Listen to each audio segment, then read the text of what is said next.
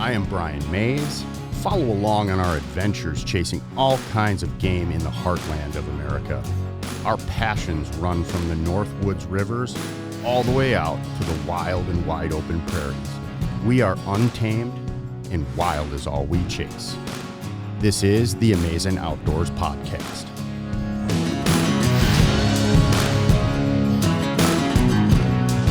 Oh, that's a ski, dude. That's a moss ski. There's one on the tree right there. Oh, there's another one.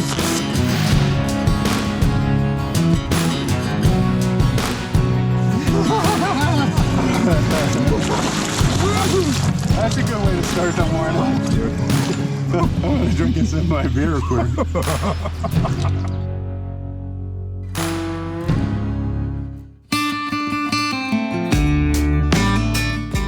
What's going on, ladies and gents? Brian Mays back for another episode of the Amazing Outdoors Podcast. Today's episode number 81. I have Bruce Ross, the executive director of the Wisconsin Waterfowl Association. I want to get down to the brass tacks here. Podcast sponsor HW Launchers just launched a new website. You can head on over to www.hwlaunchers and check out their bird launching solutions for your training needs, for your pointing dog and flushing dog needs. I'm going to keep that short and sweet. I guess one thing I will ask all you listeners is if you would take the extra step today and make sure that you like, share, subscribe, and tell a friend about this podcast. It all helps grow this show as we start to peak on the horizon of potentially, 19 more episodes or so, and we're at 100, which is just a crazy thing to believe. All right, let's get on with the show. Here is Bruce Ross of the Wisconsin Waterfowl Association.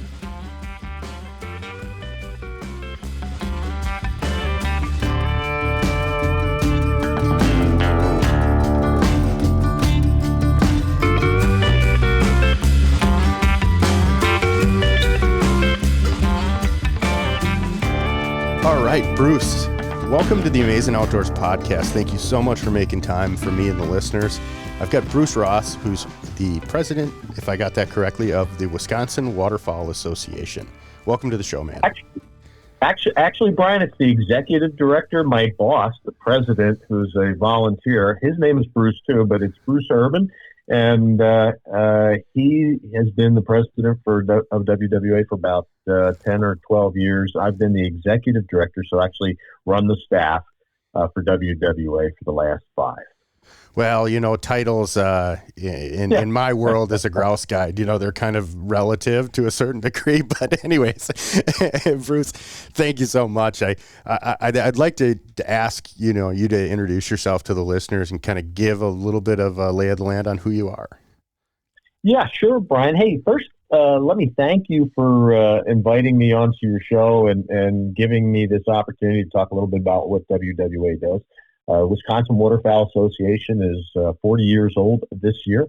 So back in 1984, the founding fathers of WA thought that the waterfowler's voice was not being heard by policymakers in Madison. And so they formed this WWA in order to elevate their voice for the regulators and the legislators who affect waterfowling in Wisconsin. Since then, we've kind of developed 3 missions. We are wetland restorers. So obviously wetlands are important to waterfowlers and hunting waterfowl.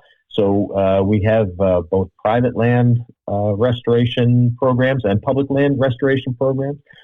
We believe, a second mission, that it is useful, it is helpful, it benefits both the environment and our own waterfowling heritage to bring the next generation of waterfowlers aboard. That might be through learn to hunts or other education missions. And then finally, we've stayed true to that advocacy mission of making sure that waterfowlers have a voice when decisions are made about things that are important to them, like wetlands and waterfowl and hunting seasons and such. So that's us in a nutshell. So you got a long-rooted history here in the state, I would say. Not not a ton of conservation groups like yourselves have a 40-year history. There's a few, and I mean, everybody kind of knows some of the big names, but especially when you start breaking things down to state-specific conservation groups, having a 40-year track record is something to be proud of and stand tall on. Yeah, we're real proud of that. And there's a bunch of things going on this year to celebrate that 40th anniversary. One of them is coming up this Thursday. We've got a banquet in Waukesha. We call that our Founders Banquet. And the founder, Jerry Solsrud of WWA, is still with us. And we're going to be recognizing him for starting something that has been around for that long. So we're really excited about it. We're in a period of some, I'll say, growth, maybe growing impact as well. And so I'm proud to be able to step up to the podium with Jerry Solsrud, who had the vision to start this, and thank him for it and hold up what we had done for the state and for state waterfowlers in those 40 years. So what got you kind of over the edge and started to kind of get involved with the association? Yeah, so I am not a Wisconsin native. I was in the Coast Guard for a long time, so I moved all around the country, and once or twice during the course of that career, I was in Wisconsin, assigned to Wisconsin. I commanded it the first time, and I commanded an icebreaker in Sturgeon Bay, and I just kind of fell in love with the people, and I realized that the accessibility of the outdoors, whether you're hunting or fishing here in Wisconsin, is pretty spectacular. So when it came time to retire, I decided to throw my anchor down here, and that was 20 years ago. And I did private sector stuff, but then when I retired from that, I decided I wanted to make a difference for waterfowling. I volunteered for Ducks Unlimited, a great organization, and I decided when this position as executive director of WWA opened up, I'd throw my name in the hat, and I got selected. I figured I could do more for conservation locally, in charge of the staff and the activities of WWA than I could as a volunteer. So that's how I got into it. That was about 5 years ago, and it's been a crazy ride ever since. What's your favorite duck? I gotta ask, or goose. I mean, do you prefer duck or goose, or what's your real cornerstone in the waterfowl space? Yeah, really, that's a tough question. I love the early teal season, and the first time you're out there in the marsh, and those little bees are zipping around, and your shooting is about 3 or 4 feet behind them. They're great table fare. So I love green wing and blue wing teal. And then the wood ducks season comes along, or the woodies come along early in the regular season, and I love them. So those would probably be my two favorites. I'm a marsh hunter. You can find just about any type of waterfowling, whether you're field goose hunting or you're chasing canvasbacks on the Mississippi River, or long-tailed ducks off the eastern coast of Wisconsin and Lake Michigan, or you're like me chasing them in the marsh. It's really kind of a potpourri of duck hunting. So it's tough to answer that with just a couple of species. Well, I grew up in northeast Wisconsin and cut my teeth sitting in the marsh, getting stuck in the muck, shooting wood ducks and teal.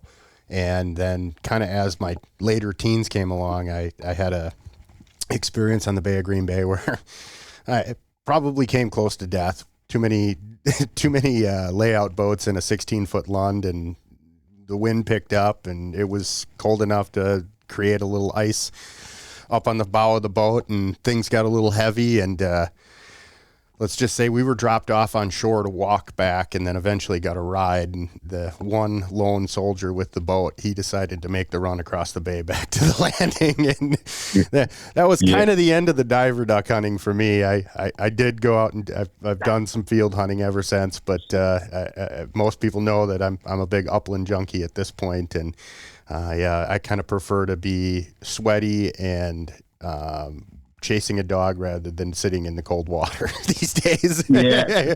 But I Right, won't pass up get any good wood duck hunting. I'll tell you that. Woodies are fantastic table fare, and usually I'm those teal are too damn fast for me. I'm not a good shot to begin with. Yeah, if you've waterfowl for any length of time, you probably have your own near-death experience, and I'm not without that. And I'm a little embarrassed to admit that as a former Coast Guard officer that I probably went beyond my capacity, my ability to handle the situation once or twice in my life, and I'm a little smarter now. I probably don't do that edge of the seat sort of hunting that you're describing, or maybe that I have in my mind as I'm thinking about this experience. But it can be dangerous. I mean, you're out there in the water. It's cold. It's their wind can wake up. It's best when the wind is strong. So that worst weather is kind of what you're looking for as a duck hunter. So it's surprising to me that maybe more people don't get in trouble. I'm sure they do. They just don't share that on social media. Well, you're probably right. We're all really good at sharing all the good moments in life, not necessarily all the bad moments. Yeah, no kidding. Boy, look at all these ducks I got today. Don't tell you how near to death I came.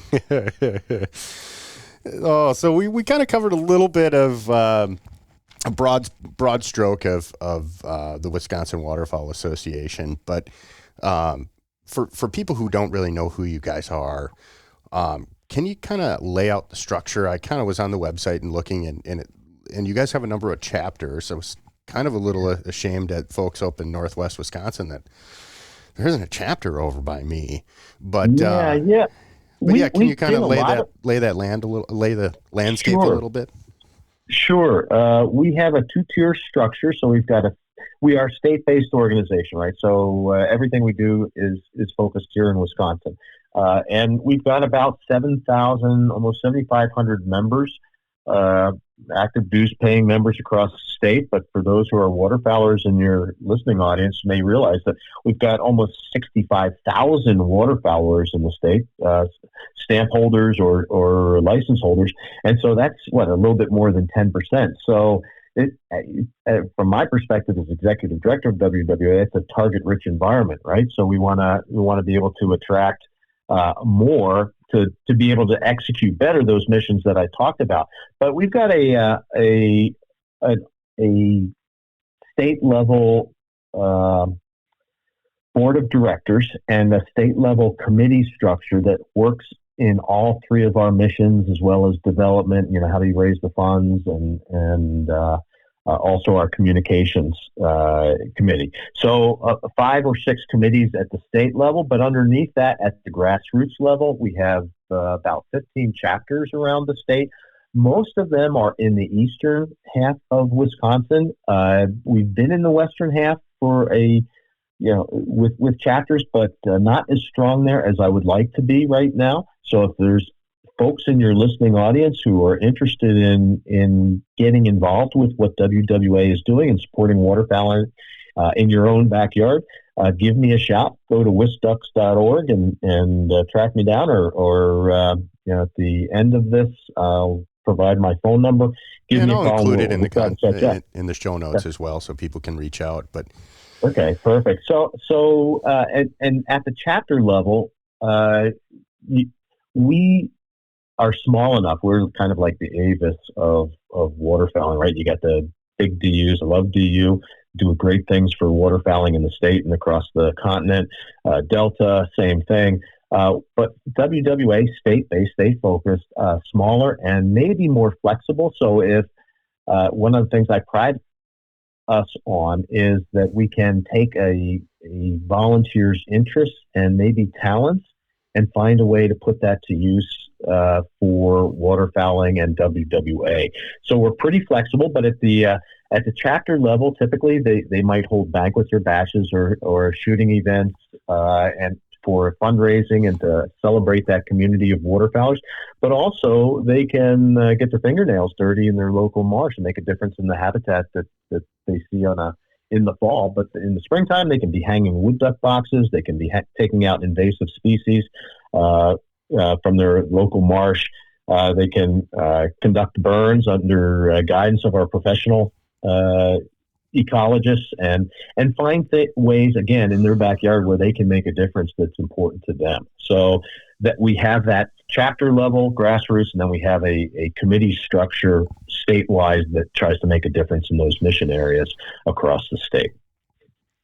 Fantastic. I would encourage people in Northwest Wisconsin. I see plenty of guys out duck hunting in Polk, St. Croix, Pierce County, all up along the Mississippi River. And like I said, I was a little disappointed to see that some folks have not stepped up over in the western part of the state to become part of this grassroots kind of effort here. Well, volunteerism is, it's hard to come by. A lot of organizations are having that problem, and so a lot of the larger organizations are looking for fundraising as the primary means to be making a difference, and I think that's very important. You got to fund the missions if you're going to have that sort of impact. But again, we want to celebrate the community of waterfowlers, and that may involve getting your fingernails dirty or doing other things. And eventually, we're going to get to that fundraising piece. It's necessary to sustain the organization, but the entering argument, the door to come through is not necessarily through a banquet or a bash activity. So let's talk a little bit about your mission. You guys have kind of a three-tiered or three cornerstones to that mission: conservation, education, and advocacy. Let's start with the conservation piece. What can you kind of describe to the listeners about what your real conservation piece is? I think you've got some new things coming up that kind of sparked our conversation here today on the conservation side of things. Sure, and what you're referring to, Brian, is our public lands program. That's relatively new. I'm going to save that for the tail end of my remarks here. But for over 3 decades, WWA has undertaken restorations of wetlands on private lands and to a lesser degree on public lands. And so in the state of Wisconsin, about 75% of wetlands are being held privately. So you think about it, Wisconsin produces ducks for the flyway. Most of the ducks that are shot here in Wisconsin, that are harvested here in Wisconsin, are produced right here in Wisconsin. According to the DNR, it's north of 55, almost 60%. So you ignore those private wetlands and you ignore the number of birds that are available to harvest in the fall. So what we do, we have a professional ecologist, and if you are a willing landowner, you think you might be an opportunity to do a restoration on your land, give us a call, and we provide free consultation services. So actually this week in Wisconsin Outdoor News, there's an article on wetland restorations on private lands through contractors. We don't charge you a dime for our ecologists to come out and give you an evaluation of your property, talk with you about your goals, talk to you about what's possible, what's permittable under state and federal regulations. Because wetlands can get pretty tricky. Absolutely can. That's probably one of the biggest functions that we provide is helping landowners through the permitting process. If it's a good project, we'll write the permit, we'll shepherd it through the regulatory authorities. If it's a really good project for us, we will also bring some cost share to it. So we use member monies. We leverage that against landowner monies, and we think it's important for landowners to have skin in the game, if you will, because they're going to maintain then what is built on their property. But we can also bring state duck stamp funding to the table, and also we can leverage that state duck stamp money, our money, and the landowner's money against federal grants, such as NAWCA, North American Wetlands Conservation Act money. So really, we can stretch a dollar almost 3 to 4 times through that leveraging or matching process to help put that wetland on that landowner's property. So that's really important to us. So before we talk about the Public Lands Initiative, what is it? And this is it's going to be a tough question to answer, but what is a typical, or I guess typical is the best word I can use. What does a typical wetland restoration project look like? Yeah. Okay. Well, that's great. That is a great question, and it's not that difficult.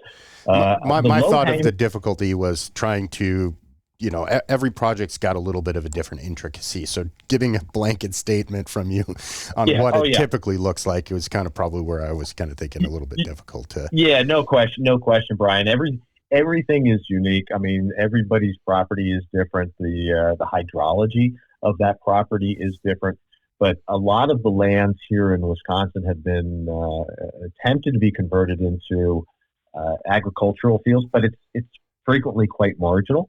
So as an attempt to dry that land out for agriculture, there might have been ditching, there might have been drainage tile laid, and the topography of the original landscape has been changed to support that agricultural purpose. Our expertise, our value add in particular, is coming in and restoring the hydrology that was once there. So that's as much of an art as it is a science. And so our guys have quite a bit of experience at that. So they might come in and recommend plugging some ditches, or let's find a drain tile in this land that we know is here, and let's disrupt that, and let's keep the water on the land. Maybe we need to dig down a little bit in order to create some shallow depression for the birds to enjoy. And so wetland scrapes, breaking up tile, plugging ditches, putting water control structures in there so that you control the invasives or the cattails or the other vegetation that you want in your wetland. That's kind of the flavor of the bean. Yeah, I actually own 32 acres, and 15 of it's pasture. The remaining 15 is split up kind of basically half of it's wetland, half of it's timber. And I look at my swamp, I call it the swamp, and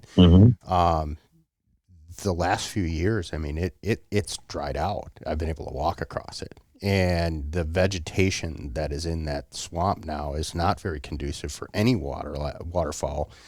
I do get a couple sandhill cranes that visit every year. When it was wet 4 years ago now, I had a pair of trumpeter swans trying to nest there, and it was unsuccessful, I believe.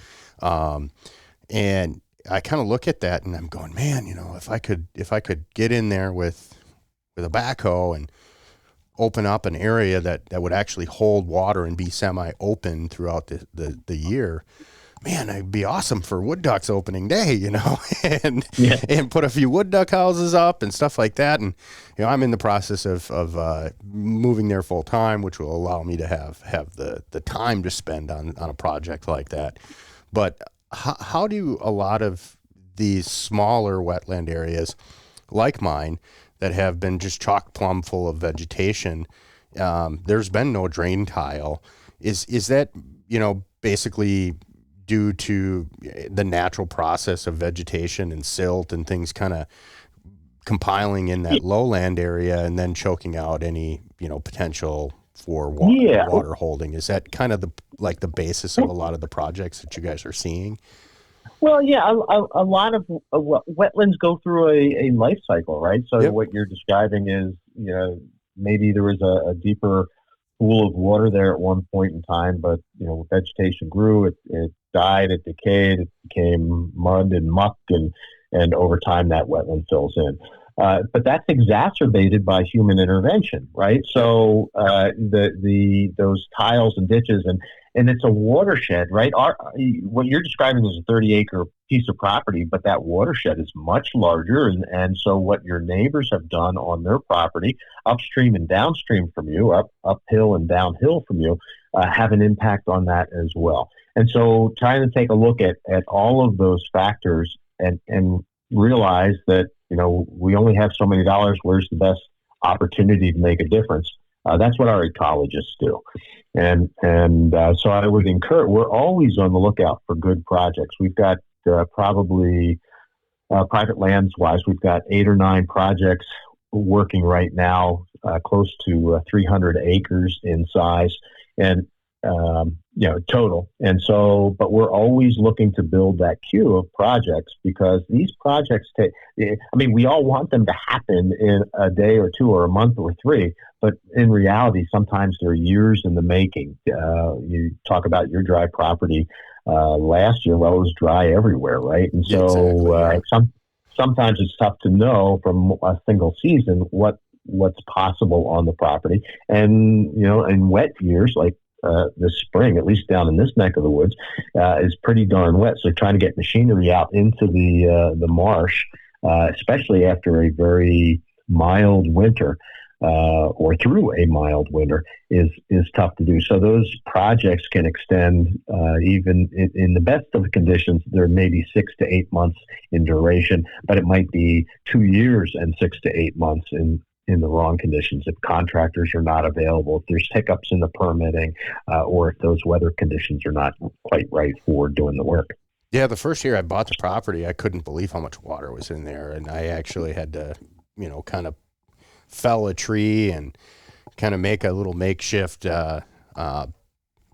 bridge, I guess you could say, off over a small portion, so I could get to my deer stand. And I was just after that, after the last 3 years, I was just absolutely amazed. It's been really, really dry. It's still dry up in the northwestern part of the state, and we're all of our rivers are low up here, and so it's kind of one of those things where I understand the dynamics of year to year, and wetlands change, and especially with my little chunk, it's there's no spring, and so it's a matter of how much water comes into the system, and then it'll stay there if we get enough, but it usually does end up drying out towards the end of the summer if we've had a dry summer. So I would like Brian, to see something different with it. I'd like to enjoy seeing, wood ducks and other critters and geese. And we've got a lot of water around and a lot of public land around. And it'd be nice to have, I got older family members and things like that. I wouldn't mind wandering down to the swamp with my uncle on opening day of duck season and watching them harvest a few ducks, So yeah, hey Brian, I'll tell you though. I mean, even those, we'll call them ephemeral systems, where they're wet in the spring, and that they might hold some water in the spring, but over the season they'll dry out. Those are very important to the breeding life cycle of Wisconsin's ducks. So even though he may not be able to hunt it as effectively as you might want in the fall, that doesn't mean you're not producing ducks on your property. Oh, I know I'm producing ducks on the property, because I see the wood ducks around. They just disappear right before the season opens. Isn't that the way?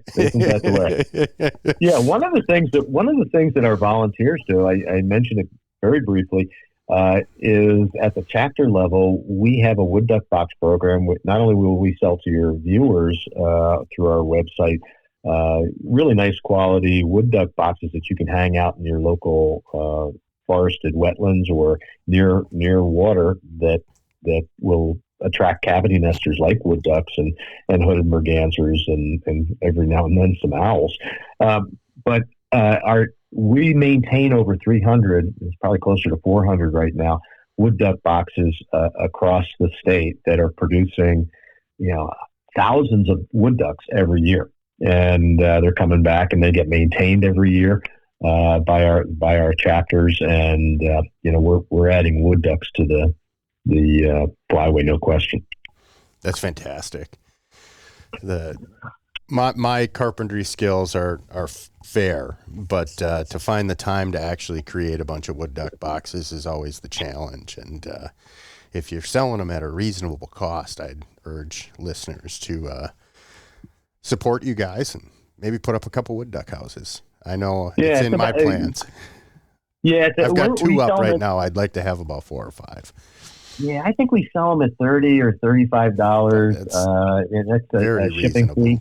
Yeah, you can't find them for less than $80 or $90. We have so we're a cheap organization, right? We're that Avis. We don't have a lot of money, so we had this really neat relationship with the McNaughton Correctional Facility near Lake Tomahawk. They do amazing work for us. We work with them. We tell them we have this much money. They'll cut down the trees. They'll turn it into lumber. They'll dry it out. They'll turn them into wood duck box kits. Some people want kits and actually want to put them together, or they'll turn them into wood duck boxes. And we're able to sell them as a result at a much cheaper rate and provide them to our volunteers free of charge, so that we can and we don't sell them out of state. This is, again, we're focused on the state of Wisconsin. So I encourage you, go to witsducks.org and take a look if like you, Brian, need a wood duck box. I might have to. I'm probably in the market for a kit. I wouldn't mind putting them together myself, but who knows? We'll see. I've got a busy spring, unfortunately, and that project is probably not going to hit the project board until next year. We're pretty much at that point, right? If you don't have your box up now, you've only got another couple of weeks to put it up. Because I've got wood ducks screaming. I live on the Milwaukee River, and I have my own wood duck boxes out, and they're finding those nests right now. So I would imagine even out in your part of the state, they're buzzing around. Oh, they are. They definitely are. I was out. Oh, it's probably a week ago now, and I was out running the dogs looking for woodcock, and there was a hen being pestered by two males in this oak stand that we were cutting through. I love watching the wood ducks in the spring, because you could be in the middle of the woods and here they come. And you don't even have to be in real close proximity to water. I've watched them sit up in oak trees while I was out turkey hunting. They're a really neat, fascinating duck. One of my favorites.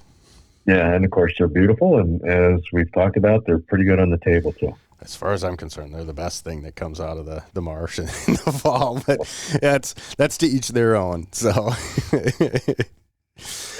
So let's talk a little bit more about this conservation piece. I do want to touch base on the Public Lands Initiative, but one thing that did strike me as well that I wanted to kind of just touch on real quickly was wild rice. And it's in part of kind of you guys do a lot in trying to recreate wild rice in the marsh. Can you talk to us a little bit of how important that is to the ecology of waterfowl, and then kind of what is the state of the state on the wild rice in the state? Because I know it used to be very prevalent, and it's not as prevalent anymore as it used to be. Yeah. So the wild rice, if you're a duck hunter and ducks love wild rice, right? Just like humans do. And if you've never hunted a wild rice stand, then you're missing an opportunity. But the wild rice throughout the state, whether it's climate change or the impacts of humans on water levels and maybe over harvesting or not creating the conditions that wild rice need to be successful in recreating and reseeding itself, then it certainly there's a strong emphasis on trying to re-establish rice beds across the state. So we have a partnership. We've been doing it on the smaller scale, doing 3 or 4 lakes a year for the last decade or so. But we just went into a partnership with the DNR to use funding available through the state duck stamp and North American Wetlands Conservation Act we talked about before to increase our efforts. And we are working with the DNR and the tribes through the Great Lakes Indian Wildlife and Fish Commission. So we're working with GLFWC, abbreviated GLFWC, to restore rice on lakes, primarily in the ceded territories, but also in other parts of the lakes or of the state. So last year we probably seeded 3,000 pounds of rice throughout the state. That's a drop in the bucket. So we continue to expand our efforts. One of the things our volunteers did last year, I have a cabin up in Minocqua area of the state. And so we had five groups of 2 or 3 that went out into local rice beds and collected wild rice for reseeding elsewhere. So we had a great couple of days collecting, and 15 of us took 2 days to collect 225 pounds of rice. And that was incredibly productive harvesting. And then when that was reseeded in other locations, we then bought another almost 2,000 pounds from professional wild rice harvesters in order to reseed it. So if we can reestablish it, it's great not only for humans, but of course wildlife like waterfowl. And there's a deep tribal cultural significance to wild rice, especially in the Ojibwa Nation. So we're proud to be partnering with the DNR and Glyphwick in this initiative. So let's talk about the Public Lands Initiative, because that's kind of what sparked the get together here today. You guys have something that's kind of new for you guys as an organization, and I'd like to hear more about it. Sure. So it's really an extension of what I described earlier of our private lands program. As I said, 75% of lands here in the state that are wetlands are held by private landholders, but the DNR itself holds 1.4 million acres of property. And some of that property is much like the private landowners. It's old agricultural fields that have not yet been converted back to wetland as they originally were. So the state contracted with us using Pittman-Robertson money. And so Pittman-Robertson money, your readers may know that each time we go out and buy a shotgun shell or a case of shells or a shotgun, there's an excise tax the federal government imposes on that. That excise tax is collected and redistributed to the states based on a percentage basis of how much they contributed. DNR typically is the recipient for that. They are using some of that money, a very small amount of it, to contract with us because they don't have enough capacity or enough expertise due to transfers and turnovers and reduced positions with the DNR that to do this wetland restoration that we can bring to the table. So they pay for 75% of a position. We actually doubled that and brought 1.5 people to that position. So we are beginning to work through those 1.4 million acres of publicly held land just by the DNR. There's other state land out there as well. And looking for those opportunities to restore the hydrology on that land that you and I can hunt. So it follows a very similar process. There's a little more bureaucracy involved. You have to get permission from a landowner that's a fairly large state agency. But we work through that process. We are proud to be partnering with them, and I think we're beginning to make a difference. We've got a couple of projects in the queue right now. As I said, these projects take a long time, but in Navarino Wildlife Area, we've got a project that's going to develop only 25 acres, but at Peter Helen, not too far away from there, Peter Helen Wildlife Area, got a project that's going through permitting now. It's going to be about 250 acres of wetlands restored. So they can be large or small, but now there's a conscious, focused effort out there. And we work alongside Ducks Unlimited, which does tremendous work as well in that public lands arena. But our specialty, again, tend to be the smaller ones where we're restoring hydrology. We're not building big berms. We're not trying to create more infrastructure that needs to be maintained into the future, but rather restore the hydrology that was once there and is so important to not only waterfowl, that's of course the lens we look through, but the communities that surround those wetlands and the benefits that they receive from functional wetlands are pretty significant. Whether you're talking about retaining water, preventing floods, filtering that water, slowing that water down so that it has a chance not to flood further downstream. So I think we're doing a good service, and while it's being done through that waterfowl hunting lens, it's really benefiting the wider community. I shot my first wood duck in Navarino. So, oh, cool. Yeah, I had my brother-in-law, well, I guess step-brother-in-law, I think. I don't know. You know how families are today. Yeah, right. Brother, as far as I'm concerned, he was all up on wanting to go into Navarino and canoe down the Wolf River there, and yeah, we shot some wood duck that day, and I'll never forget it. Navarino is a great little. It's not so little, actually. It's a fairly large wildlife management area in the state, and yeah, that was one of the things that kind of perked my interest when I was reading your press release. So, oh, very cool. Yeah, that's neat, and really, you know, there's this tremendous amount of public lands out there, but the DNR has, not been able to keep up the expertise needed to restore the lands that they manage. So through relationships with organizations like mine, like Pheasants Forever, like Ducks Unlimited, they are really able to leverage the dollars that they are able to bring to that table, and against the membership interests of an organization like mine or other foundations that want to support this and actually make a difference on that landscape. So we're really, really proud and pleased to be 1 year into this initiative.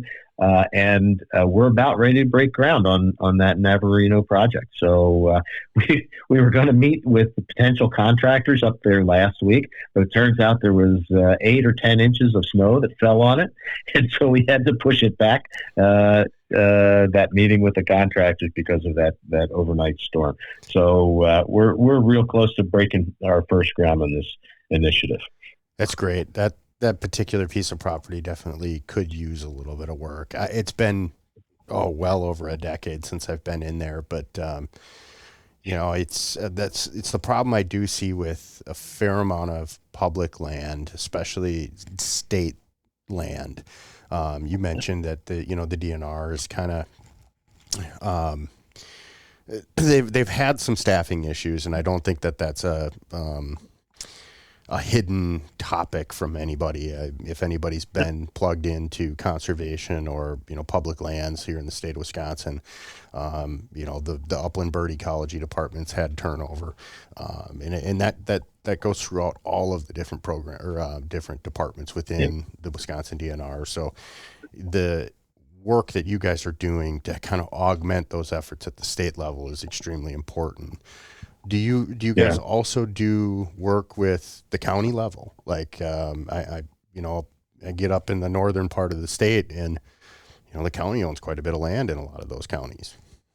Yeah, we do, Brian. And, we have wrapped that under our private lands program, even though it's not truly private lands. It's smaller than the state owned land, but we'll work alongside county land and water divisions. I happen to be a county supervisor in Ozaukee County, so and I sit on the land and water committee. So we do a lot of restorations and in that hat, and working alongside WWA or the other organizations out there that are mutually interested in protecting and restoring what's on the ground there. We'll work with just about any landowner, really. Down municipal, county, state, even the feds. We're looking at a project up in the Cedar wildlife area, working with U.S. Fish and Wildlife Service to try and maximize some impact on some projects that they are doing. So really, our expertise doesn't stop at the boundary of a municipal government or the levels of government that we have. It's really, we want to make a difference on the landscape regardless of who owns it. Fantastic. So let's, unless you have anything else that you wanted to put in on the conservation piece of the mission that we wanted to talk about tonight, if you don't, I'd like to shift gears towards the education piece. Sure. No, I mean, I could talk restoration. I mean, that's what drives me most as a waterfowler, but I think we've touched on just about everything there, and we can move on to some other things that WWA is helping. Yeah. So you mentioned earlier in our kind of pre-call, your Waterfowlers Academy, and kind of your 15-second elevator pitch kind of caught my ear. So I wanted to hear a little bit more about what kind of is all entailed with this Wisconsin Waterfowlers Academy. Yeah, the Waterfowlers Academy is simply a branding on top of our approach to turning newbie or wannabe waterfowlers into passionate conservationists. So if you follow the path of Aldo Leopold, who all of your listeners should know is one of the most important national figures in conservation, born right here in Wisconsin, a huge Wisconsin conservation figure. He came to that conservation of a land ethic through his hunting experiences. So a lot of your listeners are probably hunters, and they probably know him. They probably know this, but there's a lot of non-hunters out there who are appropriately fascinated with what Aldo Leopold brought to the philosophy and the thinking of this land ethic.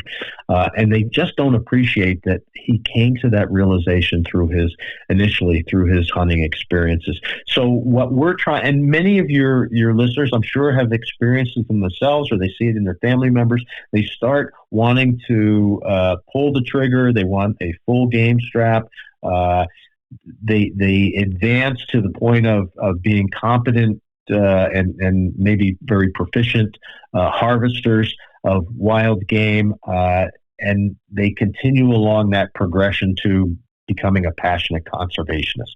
I mean, that's what organizations like mine count on, that we're going to come to the point of taking care of the land and leaving it in better condition than we found it. So we call that the waterfowler's arc, that progression from newbie to competent waterfowler to passionate conservationist. Our Waterfowlers Academy is a branding kind of to help us accelerate waterfowlers along that curve. So that consists of Learn to Hunt Waterfowlers. We've just recently received a grant from, again, Pittman Robertson money to expand the community of waterfowlers based on our historic Learn to Hunts. This is focused on bringing people who may not look like you and me, Brian, into the waterfowling community. So think women and persons of color. Here in Wisconsin, we've got 10% of the community that are hunters.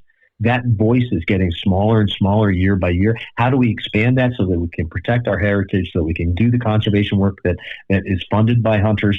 How do we do that? And we've got to expand the base of our hunting community. So that's part of what that does.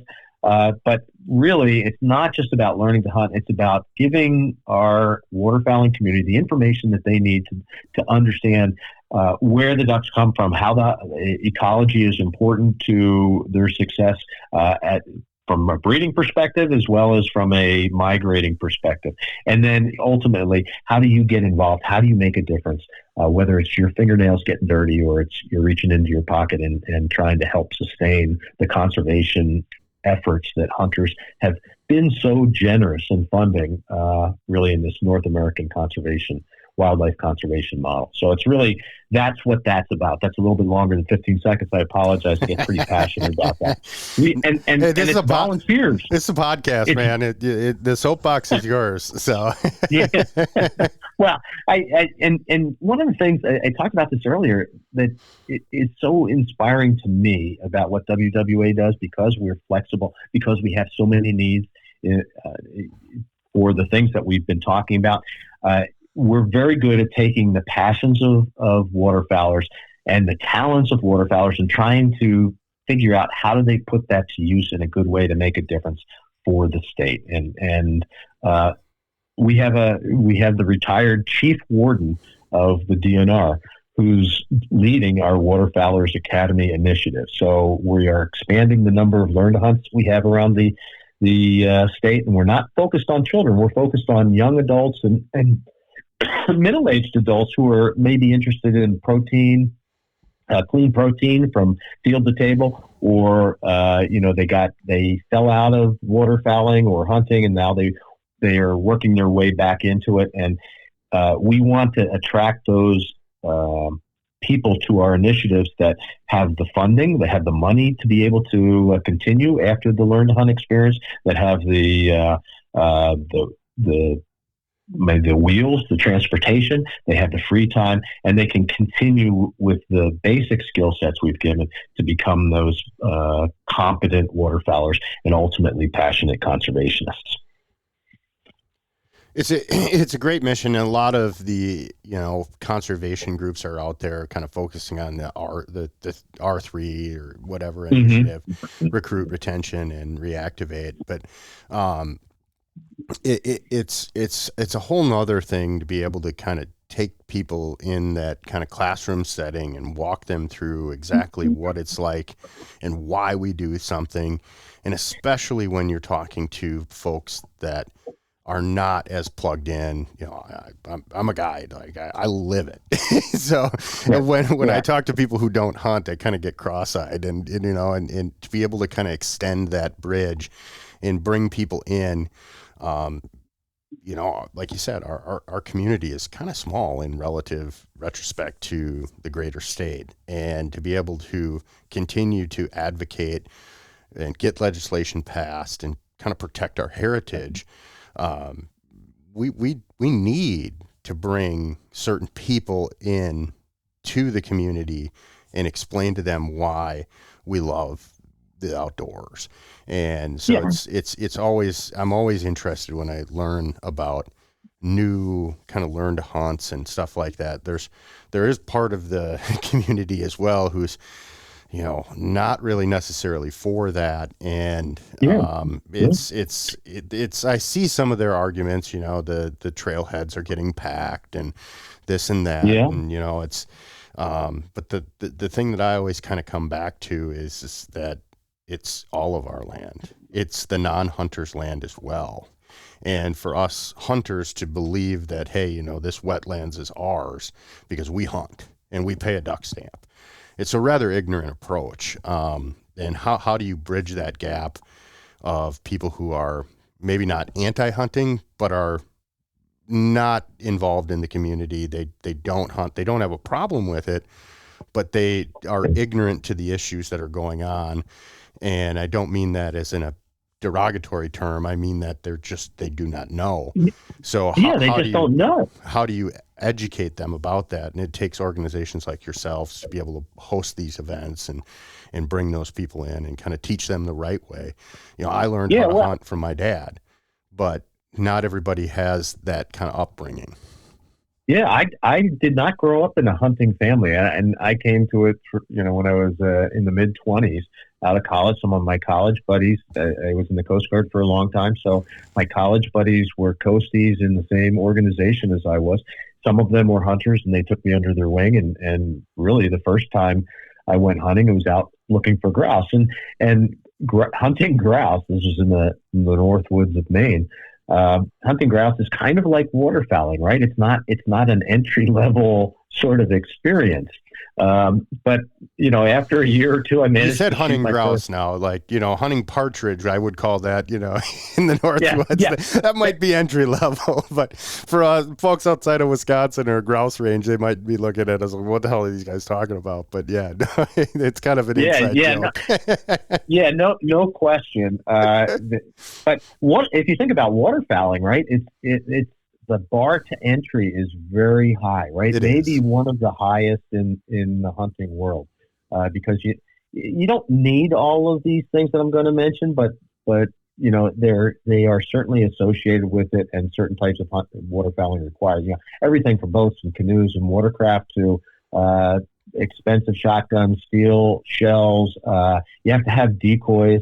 You have to get up really early in the morning. A lot of times, throughout the course of the year, if you're going to keep it up, and you might come home with a bird or two if you're lucky. And so, but if it gets its hooks into you, right?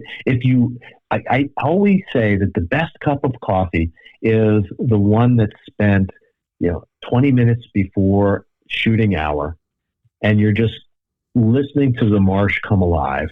And how can you not be affected by that at a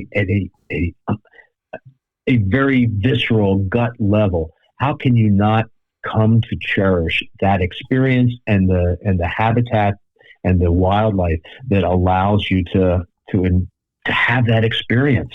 And so if it gets its hooks into you, you're going to stay with it for a while.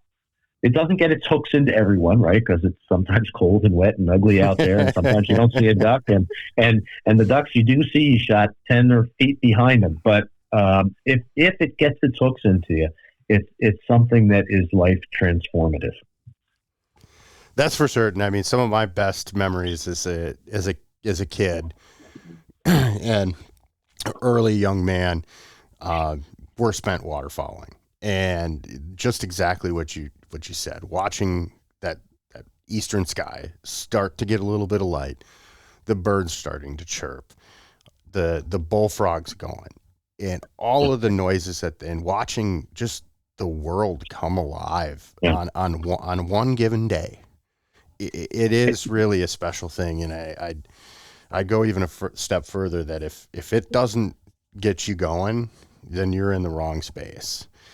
There's something disconnected in your life, and you need to get back to being connected with your landscape, your real true heritage. I mean, we haven't been living in these huts, for that terribly long, and we were a lot more connected to our land and where our food came from. And if you're not, if watching that sun come up over a marsh or in the woods, or whatever your outdoor recreating fancy is, if that doesn't get you going, you need to look inside and go, what's wrong? Because it should be life changing, and it should be cherished magical. every day. It's magical. Yeah, it's magical, and that's part of it. So if we take somebody out and they experience that, whether they become a lifelong waterfowler or not, they've had that experience. They begin to appreciate how, although Leopold began to make that individual connection with the landscape around him, and they will appreciate that hunters. That's what brings them back to the marsh or the field, and what allows them to be so generous with their time and their money, and that's meaningful. That amplifies our 10% voice manyfold, and that's what's going to be important to sustaining our heritage and our hunting opportunities as we become potentially, unfortunately, a smaller and smaller percentage of the state's population. So celebrating that community of waterfowling is one of the things that we're doing in a new initiative we just started called the Waterfowl Hunters Expo. That's You're teeing it up for me. I was going to go there next, but you went right into it. well, you led me there. Brian. So this is. Some of your listeners may remember there was Great Outdoors Days in Oshkosh maybe 15 years ago, and it was a family fun adventure that brought a couple 100,000 people in a couple weekends into the Oshkosh area.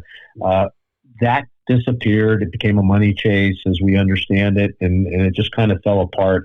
But something was missing, so a group of organizations, Ducks Unlimited, Delta Waterfowl, the DNR, the Green Bay Duck Hunters, and University of Stevens Point, other academicians, Wisconsin Wildlife Federation, got together and we created this this thing called the Waterfowl Hunters Expo. Started 3 years ago.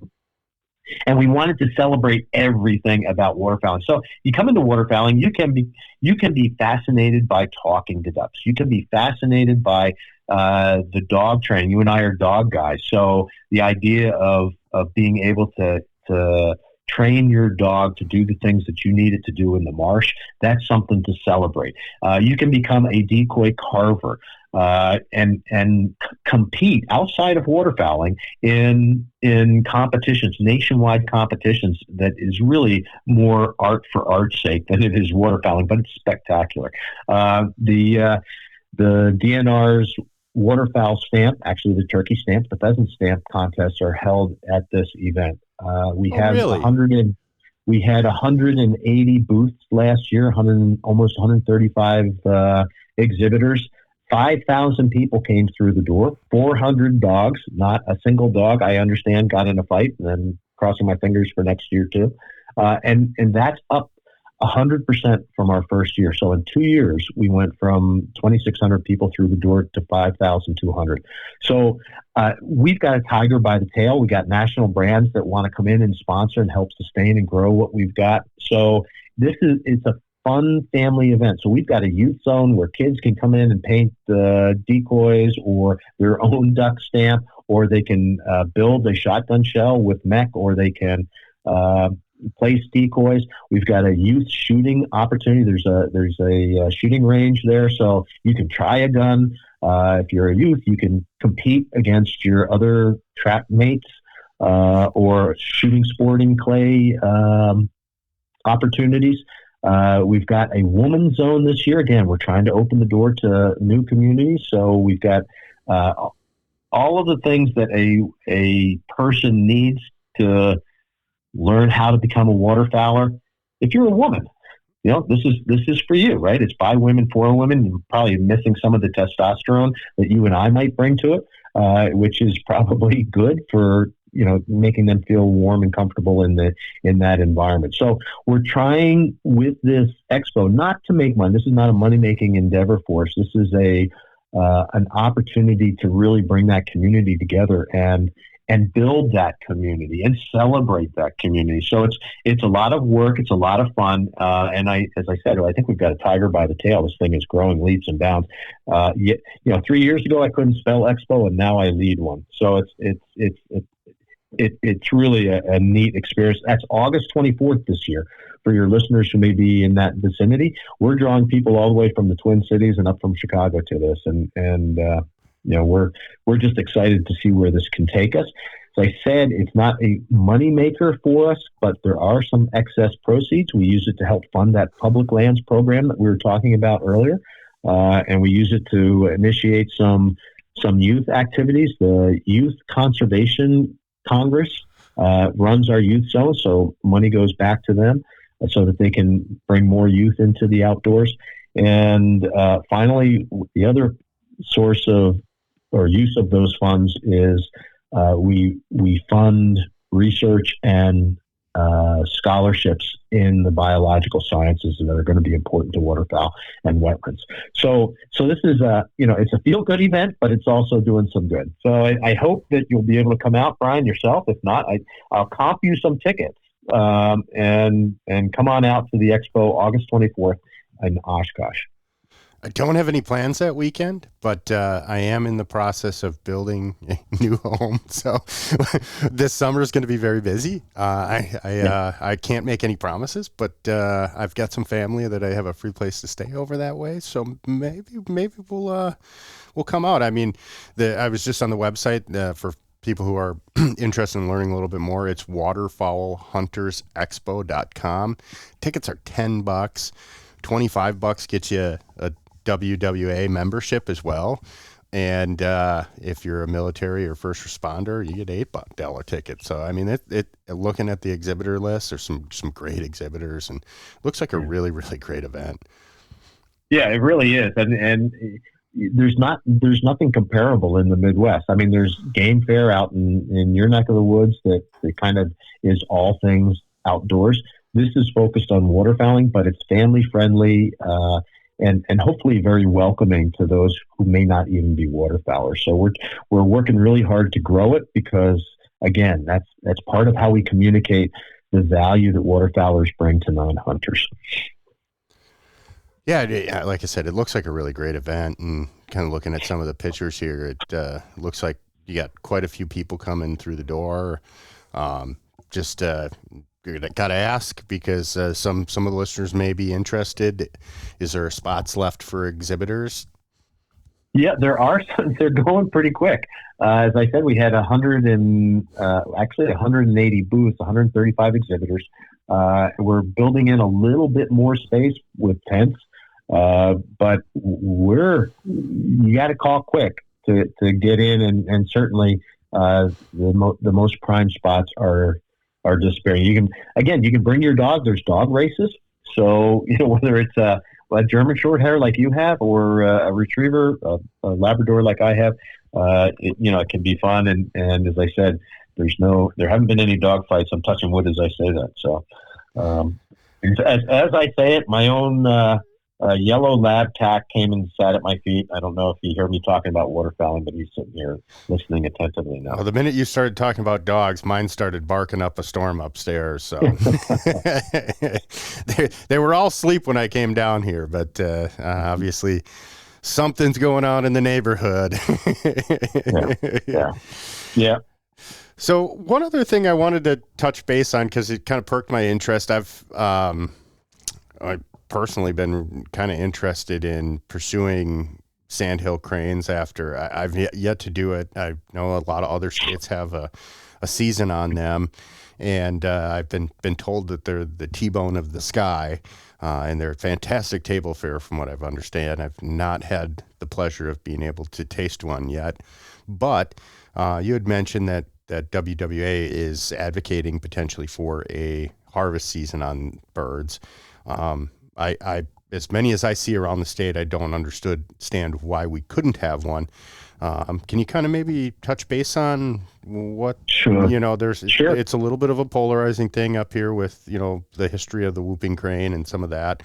So can you maybe give us all facets of the kind of the situation and where you guys stand on the issue? Yeah, sure. Yeah, certainly the population and what flies through Wisconsin here is considered part of the eastern population of sandhill cranes. Like all migratory birds, sandhill cranes are migratory birds, so they go south in the winter and they fly north to breed in the summer, the spring and summer. All migratory birds under the Migratory Bird Treaty Act are managed at really at the international level, and here in the United States are managed at the federal level by the Fish and Wildlife, and that just like ducks and geese, they are managed in a flyway system. And so the Mississippi Flyway, which Wisconsin is a part of, established a plan for sandhill cranes that was intended to help manage the population. Part of that plan said that when the population of sandhill cranes reaches 30,000 in the flyway, this eastern population, then the Fish and Wildlife Flyway, Mississippi Flyway, can consider hunting. The population now stands north of 107,000, so it's 3.5 times the minimum level. The top level, I should say, for this population was intended to be 60,000 cranes. So we're almost double what the top level population was supposed to be. With that large and growing population comes depredation issues. So sandhill cranes will go down corn crop rows and pick out the seeds, one by one, eat them. And, how delish for the farmer to have served this up to them, in such a delightful fashion. So there's about $2 million worth of damage from sandhill cranes every year, and that's going up with the growing population. The population continues to grow at about 4% per year, a little bit north of that. And so a tool that is available to wildlife managers, and certainly under this management plan is available to wildlife managers in the state, is a sandhill crane hunting season. Now, Wisconsin has a really remarkable relationship with the sandhills. The International Crane Foundation, of course, is here in Wisconsin, and their website, their URL, is savingcranes.org. So no organization that has that as a URL should ever support a sandhill crane hunt. But we're hoping that they will appreciate that the things we've been talking about in this podcast, that what hunters bring to the table, even if we harvest the animal we care about the species, and we put our money where the mouth is, and we are interested in the health of the population, and we work towards having a healthy population. So that said, there's that big gap between the 10% hunters and the rest of the population that run through the spectrum of non-hunters who just don't care to the anti-hunters. So our job is to educate them on how a ethical and sustainable sandhill crane hunt can, and in my view, should be implemented here in Wisconsin. So that would be managed under the flyway system, just like our duck and geese seasons are, based on annual population surveys. There's quotas that would be established at the federal level, or at the flyway level, and but that scientific management of that species is sometimes lost in the emotional connection that people have with these sandhills. And there's other issues. The whooping crane population is sometimes intermingles late in the season as they begin their migratory transition to go south. And so you have to take steps to avoid inadvertently shooting a whooper. That hasn't happened by a legal sandhill crane hunter. So demonstrably, the training and other requirements that go into place to prevent that work, but nevertheless, that's touted as a concern. So we're just working with like-minded organizations to educate legislators, to educate the public, and open the door to what is really a logical extension of this management plan that Fish and Wildlife put into place a decade and a half ago. Yeah, I can see, I can see why people would potentially not want to jump on board with that. However, if they've ever had sandhill cranes nesting in their backyard, one might want to get rid of them. They are one hell of a loud bird. Yeah, and increasingly they carry around a 5-inch knife on the front of their face, right? And so as they become more urbanized, like Canada geese have, at some point they become a pest, right? And I don't know that we're there yet, but there's no signs of population slowing down. So that's going to get there. And I would go a little bit further than that too. So and I may never pick up a gun and go sandhill crane hunting, right? But it's a hunted species in 17 other states and 3 or 4 other provinces. And that number is growing.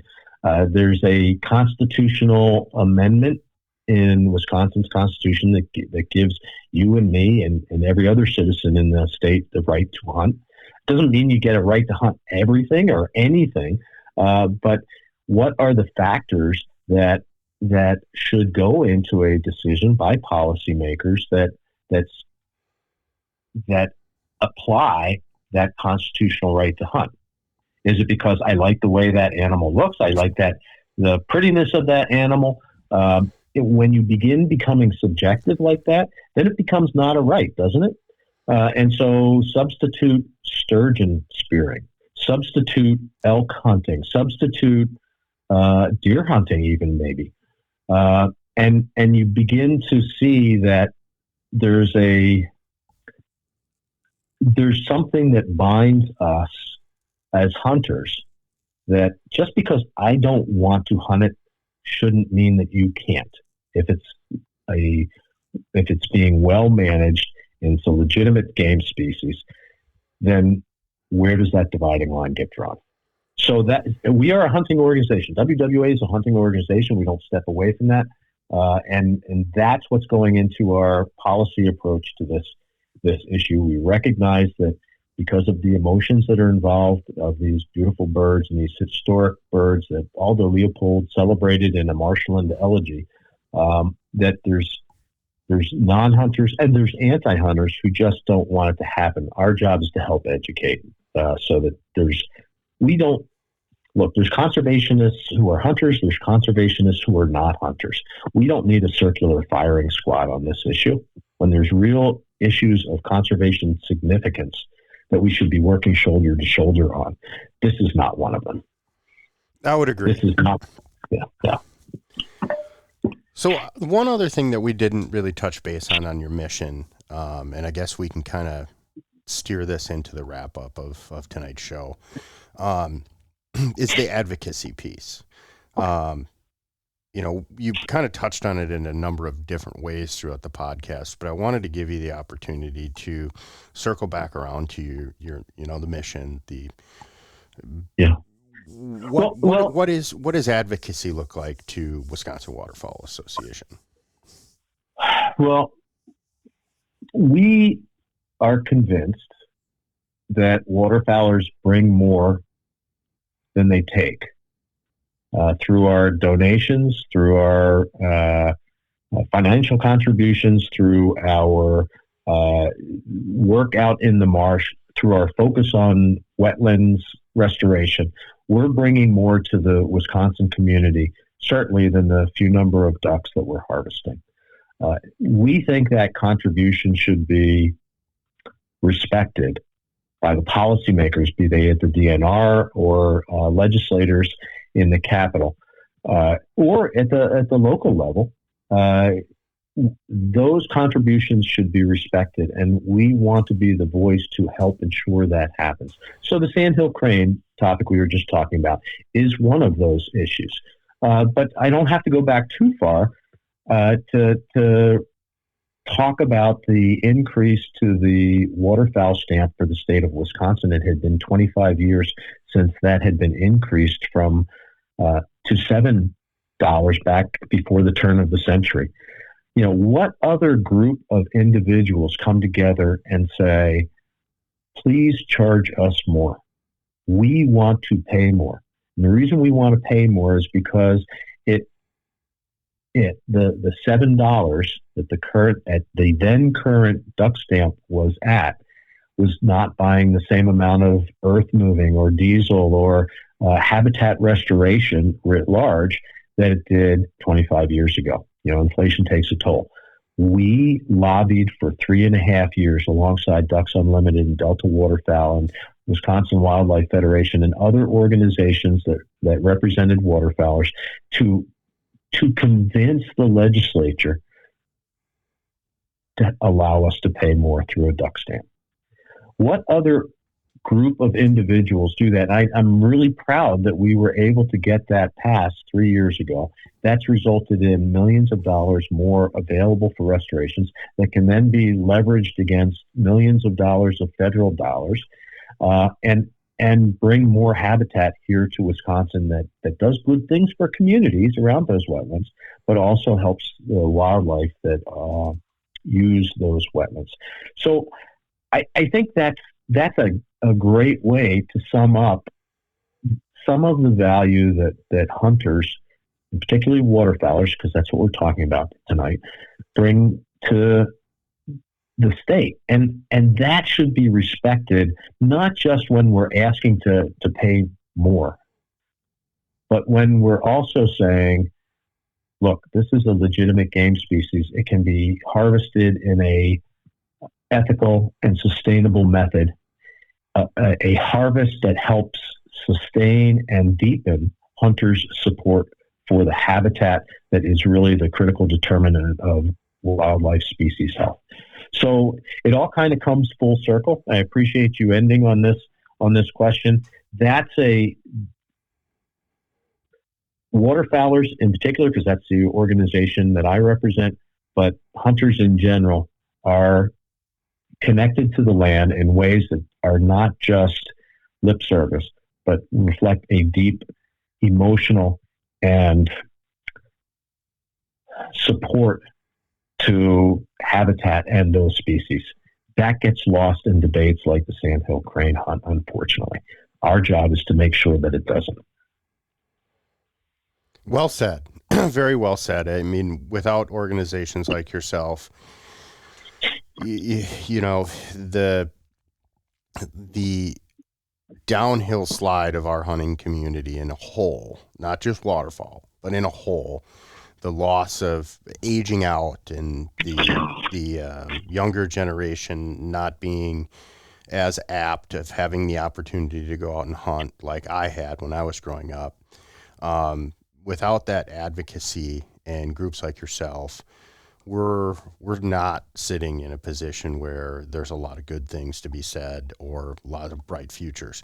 We have an amazing opportunity here in the state of Wisconsin. I'd argue that, per capita, we have probably the one of the best states for anybody who's looking to be a hunter, a fisherman, just enjoy out, have public lands available to yourself. I mean, the upper Midwest is full of state, federal, and county land. And without us hunters, those lands are going to get neglected. And it's important that, groups like Whitetails Unlimited, Pheasants Forever, Rough Grouse Society, your organization, that are at the forefront of bringing us together and hopefully not creating circular firing squads, but propelling the issues further so that we can protect our heritage, and then also invite new people into the community to continue to grow and share, some of the dreams that Aldo Leopold had. Yeah, nice summary, Brian. So thank you for having me on tonight. And again, I would encourage waterfowlers throughout the state, to think about joining Wisconsin Waterfowl. Hopefully, you heard something here tonight that resonates with you, that we do, and it's more than the $25 membership fee that's important to me. It's the idea that we are representing a larger and larger slice of Wisconsin's waterfowlers. And with that larger and larger slice, our voice gets more representative of the issues that the waterfowlers in the northwest part of the state versus the Mississippi River hunters versus the Green Bay layout boat hunters, or the guys like me in the middle of the state that hunt out of traditional marshes. We can and should be the voice of waterfowlers for the state. We can only do that if we have membership that fully reflects the diversity of waterfowlers across the state. So I would encourage your listeners who are duck hunters to visit wisducks.org, WISDUCKS.org. Consider becoming a member. And even if you don't become a member and you got some ideas for me, things we can and should be doing better, reach out to me. And it's in the show notes. Brian will put underneath the podcast. And again, we are very good at finding ways for people with passion, people with energy, people with talent to make an opportunity for them to make a difference in this waterfowling thing that we enjoy. Lastly, I'm gonna plug it for you. If any of my listeners are dyed-in-the-wool waterfowl hunters and they have any website skills and they want to donate some time to WWA, Bruce would gladly entertain the conversation. So, yeah. What Brian's referring to is a very clunky website, and so it's not that bad. Process. It's really not that bad. No, it's a pretty good website. It's got a ton of information. It's just very difficult to navigate. And so we recognize that, and we're working on that, or we want to work on it. And if there's some talent out there, some energy, give me a call. I will entertain that conversation. I'm going to pass it off to you one last time. If there was anything we missed, anything that you wanted to put a little icing on the cake for, otherwise I'm through with my questions for the evening, Bruce. Yeah, I'm good. I've enjoyed talking with you, Brian. Thank you for this opportunity. I love this organization. I've come to love this organization. It's making a difference. It's making a bigger and bigger impact every day. I'm quite confident about that. And we have opportunities for for other duck hunters to come in and do the same thing. So, consider that. And thank you for the opportunity to talk to that. Very welcome. I really appreciate you coming on the show today.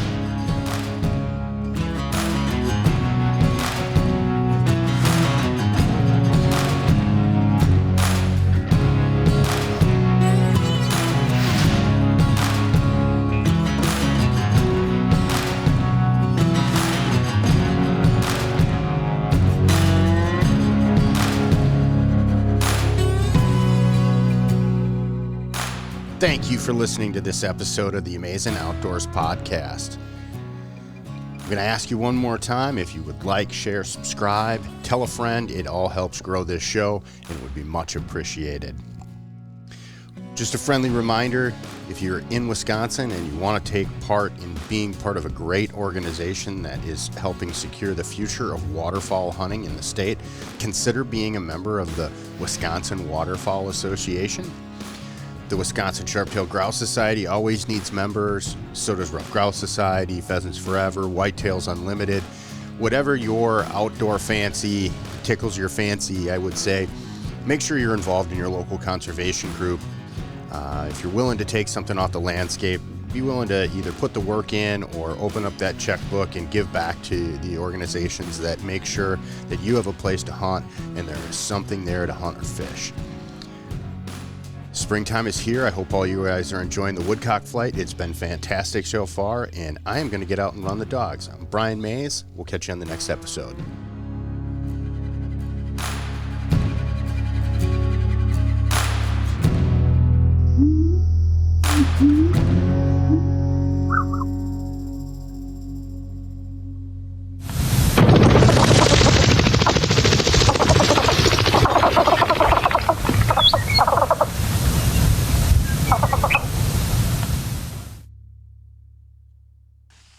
There's a woodcock.